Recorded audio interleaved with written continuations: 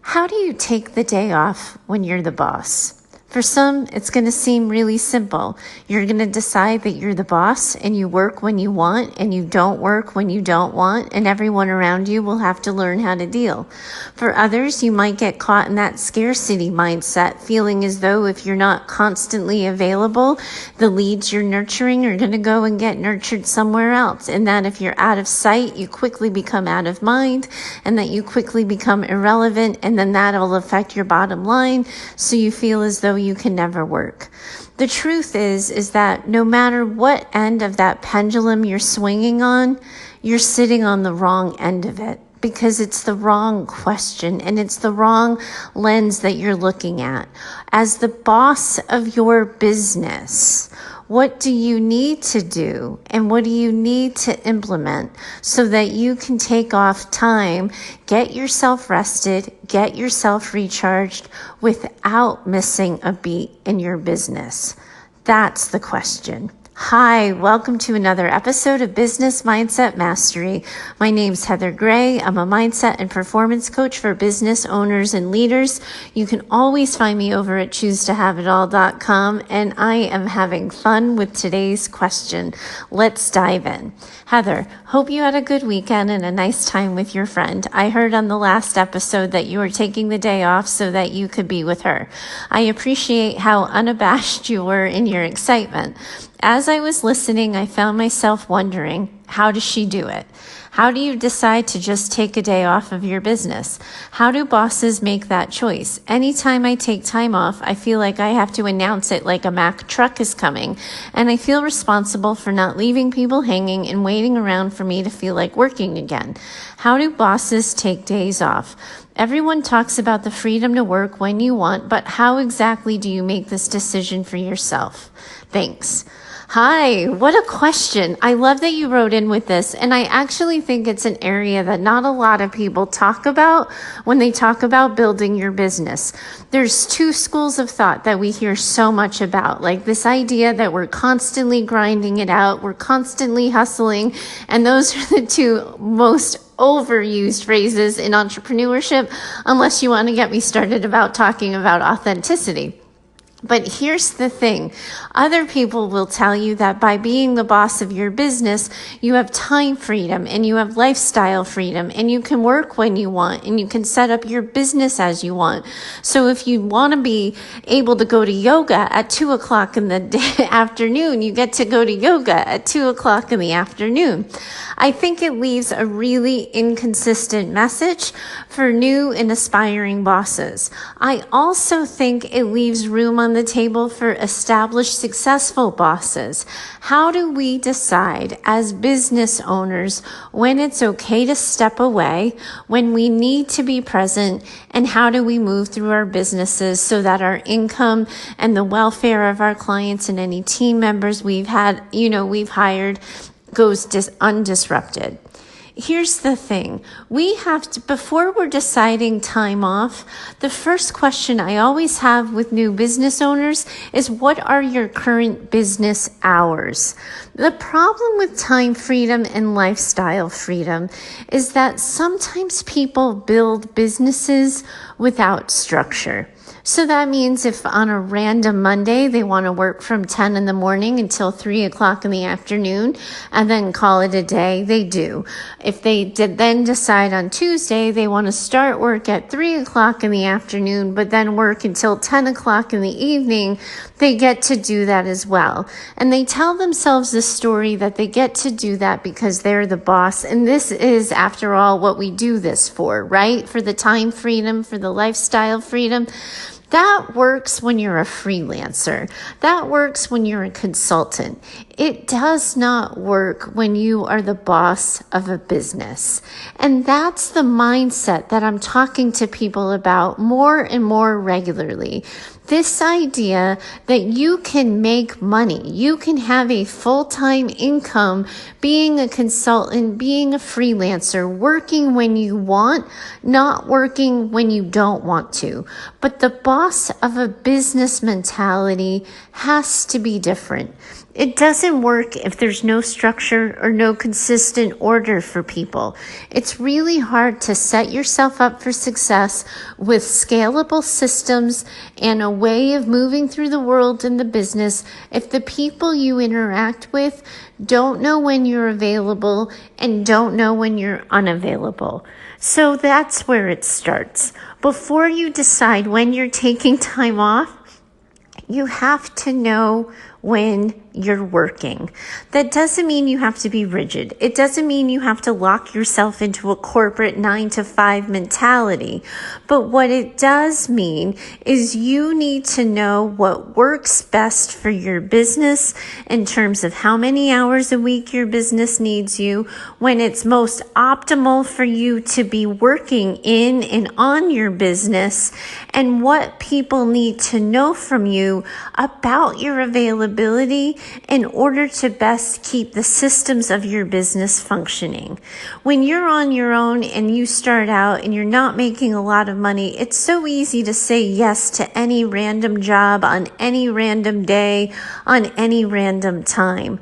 But as you get established as a business, it doesn't work. Think about your brick and mortar. If you go to a Yelp review, do you know how many times you will go to like a small mom and pop shop, a brick and mortar, and somebody will show up at the door and say, they posted that they were open until 7 o'clock. Here I am, it's 4:30 in the afternoon, and nobody's here and the door is locked. And that gives a poor reception of the business. For some brick and mortars and some small town shops, that's going to be unavoidable because it's really hard to get the word out to the general public when you decide to leave early for a day, or when your kid gets sick and you have to go to the ER unexpectedly, or when life just gets in the way. But a lot of the business owners I work with fail at this part, simply having regular, consistent, predictable business hours. Once you know when you're working, it's so much easier to decide when you're not. And that's where we go next. As the boss of your business, how much time do you think you would like off each week, each month, or each year? Businesses in corporate get to decide that for you, right? They say something like 2 weeks, 3 personal days, a couple of bereavement days, and maybe you'll get a couple of professional training days thrown in for good measure. As the boss of your business, you are not stuck in that mentality, but you do have to decide as the boss of your business what works for your business. So for me, for example, one of the things that I know very well about myself is that I am the most focused, the most productive, and the most efficient at the beginning of the week. Towards the end of the week, I lose my focus, I lose my drive, I become less interested in working all hours of the week. So if I want to get stuff done, if I want to be focused and I want to be efficient, I need to schedule tasks at the beginning of the week. That makes it a really bad idea for me to take a lot of Mondays off of work, because I'd be taking off my most effective time. When I was a brick and mortar therapist, I got in the habit of only scheduling my clients from 9 to 12 on Friday mornings so that I had time in the afternoon to catch up on any paperwork for the week, to kind of get myself calmed down and relaxed heading into the weekend, so then I could transition a little less disruptively into family time and into time with my friends. If I had time for myself, I usually transition better into the weekend. I use that personal awareness about myself to know that I'm most effective at the beginning of the week, that I need more downtime at the end of the week to plan my weekly schedule, but then to also look at when would be the best time to take time off. The first thing you want to do is to be proactive in terms of how you think about your business. You can know the average client flow of your business, and you can choose time off accordingly with that. So for example, when I was a mental health therapist, the really busy time was always the beginning of January when everyone was in New Year's resolution mode, and then the beginning of September when that back to school season kicks in and everybody starts thinking about new beginnings. So it wouldn't make sense as the business owner of my business that unless I had to, I would take time off during the busiest season. However, things really dropped off in November and December because nobody wants to talk about their dysfunctional families weeks before they have to sit at a holiday table with them. And nobody wants to go to therapy when they have the list of things to do that's a mile long. So that would always be a really good time for me to take time off. Likewise, the same was true for me about August. Nobody wants to sit in a therapy office when they can be sitting at the beach with their family. So you start to learn the cycles of your business, and as the business owner and as the boss of your business, you make the decision for when it makes the most economic sense for you to step away. You then do it just as anybody would do in corporate. You let people know ahead of time, I have a vacation planned. This is when you can expect me to be gone. This is when you can expect me to be back. This is how people can contact me in the meantime. It's the same skill set. You communicate to the best of your ability when you're going to be there, when you're not, and when people can expect to return to hear from you. But then the next thing I want you to look at is, given who you are, given how you move through the world, what is the best time for you to take off? Sometimes the best time for your business and the best time for you are going to be in direct contradiction with one another. And you're going to have to navigate that out and sort it out for yourself. But if you ask yourself the question, when do I get the most bang for my buck if I take time off? When does it seem to matter less? You can then decide ahead of time when a good break would be. So for example, it's fairly predictable at this point of time that I'm always going to take the Monday holidays off. That anytime here in the States it's a Monday holiday, I'm going to take that off because my husband always has those days off because he works in the federal government. So he and I will always be able to enjoy extended long weekends together. If I anticipate that he's going to be busy or he has something to do, then maybe I'll decide to work. But I know that my life value is to have as much family time as possible. So I'm going to figure out a way to make that work in my schedule. And I'm going to know the events that are going on with my friends and my family to know when I might want to be available to them, and I'm going to plan ahead. But the thing that business owners don't pay attention to, and that we all sort of bemoan and complain about corporate, is that corporate counts days. And I don't think as business owners we need to start counting days and holding ourselves to strict expectations.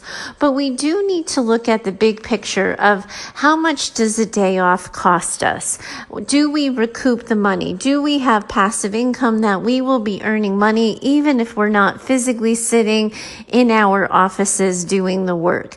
How is our financial systems and structures impacted by a day off?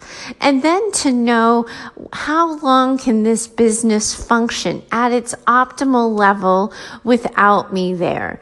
Obviously, sometimes you're going to test it. Obviously, sometimes life is going to challenge it. Those of you who have been regular and consistent listeners to this show know that even though I didn't officially take time off of work, I took time off from recording the podcast because navigating the busy schedule of trying to move and transition and all of those tasks, combined with figuring out where I was going to find consistent Wi-Fi, it turned into more trouble than I found it worth it. So I took some time off from recording and then got back to it as soon as things could be a little smoother, a little easier, and a little more consistent. There's no right answer here, but the right approach is to be mindful and deliberate, to not be reactive to this idea that suddenly out of nowhere you're overcome and swept over by burnout to the point where you have to take a mental health day and everybody's unprepared for it as if it were a sick day, but to recognize that as the boss of your business, you are going to do your best to be responsible about it and to set your business up for success while you take that time off.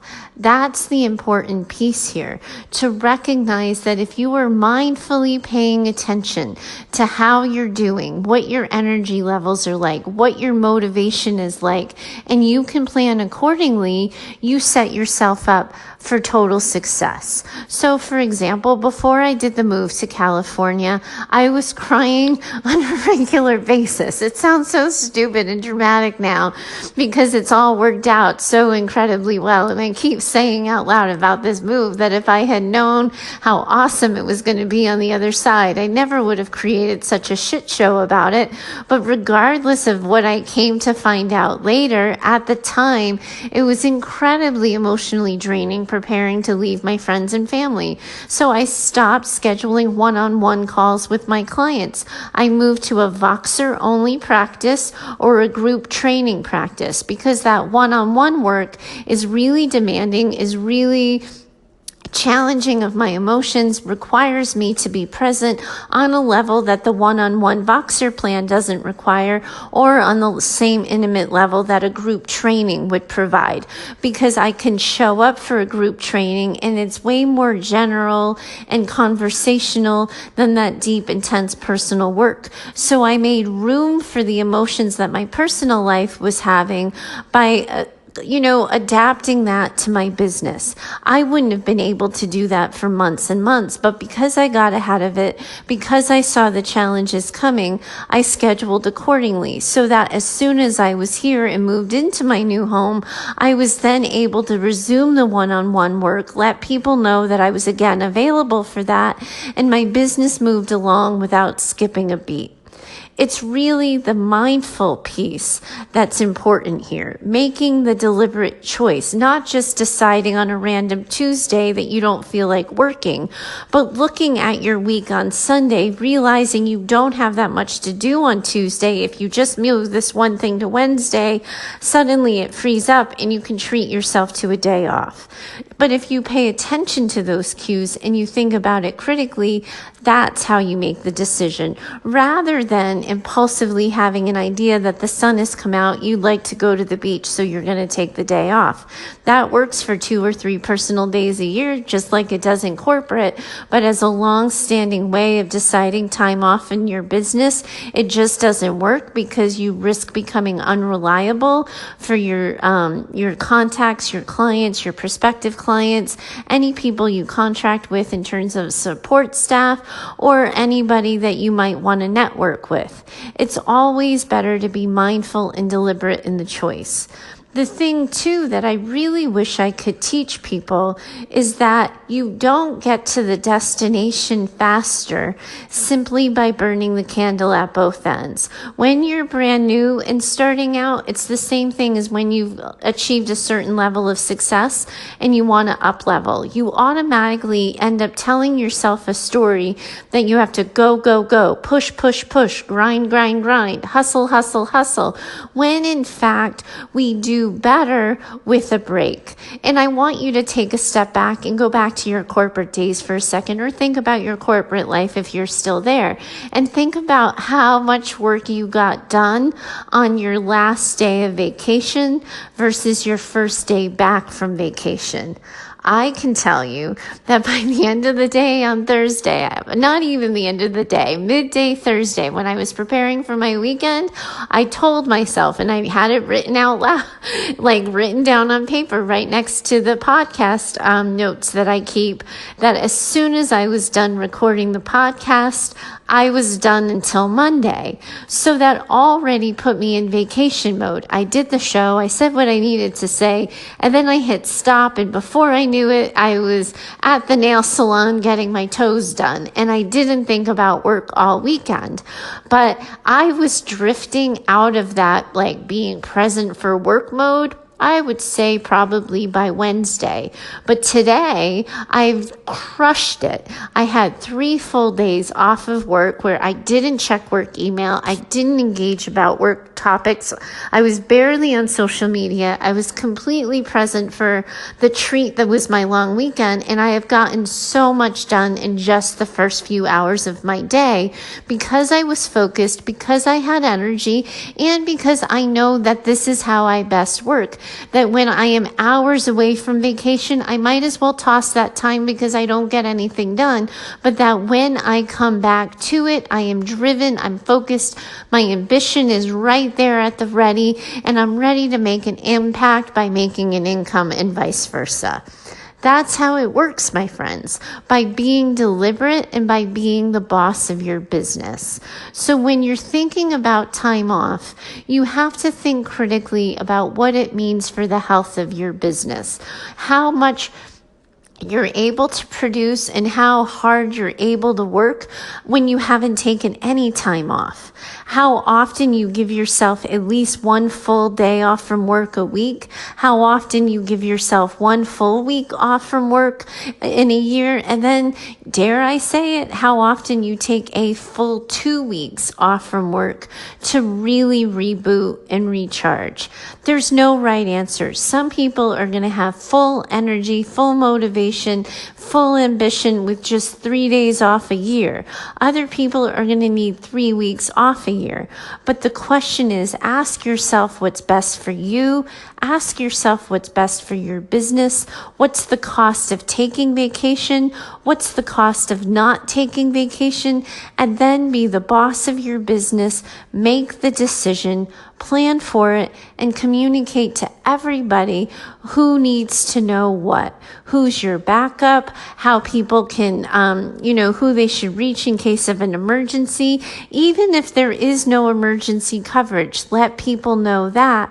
And then you owe it to yourself that if you have scheduled a vacation, if you've been deliberate in your planning, that you do not look at your business with one eye open, because then you're not really off. You're not really recharging. You're not rebooting. You're not refreshing. You're just kind of stalling out in this weird half present, half checked out state. Nothing gets done, but nothing gets renewed. You want to unplug for the health of your business. That's why businesses have opening hours and closing hours, because we need that recoup time. Things need to get done in the off time for those brick and mortars. People are stocking, people are getting ready. And for us online business owners, we need that break and we need that ability to step back, check in with ourselves, check in with our people, regroup, fill up our gas tanks so we can go back at it the next day or the next week or the next 2 weeks, whenever you come back from your break. I'm sorry I can't give you a hard and fast rule here, but that is why we're all striving to leave corporate, why most of us want to own our own businesses, for that time freedom and lifestyle freedom to be able to decide those things ourselves. But we also want to do it in a responsible way that nurtures ourselves while taking care of our business. I think you asked a great question. It's such a common sense, basic question that few business owners take the time to really look at for what's best for them. So thanks so much for speaking up. I hope this answer helps. If any of you listening have a question of your own and you'd like my 2 cents on it, do write in. You can always find me at heather@choosetohaveitall.com. Thanks so much for joining me today. I look forward to talking to you next time. Bye for now.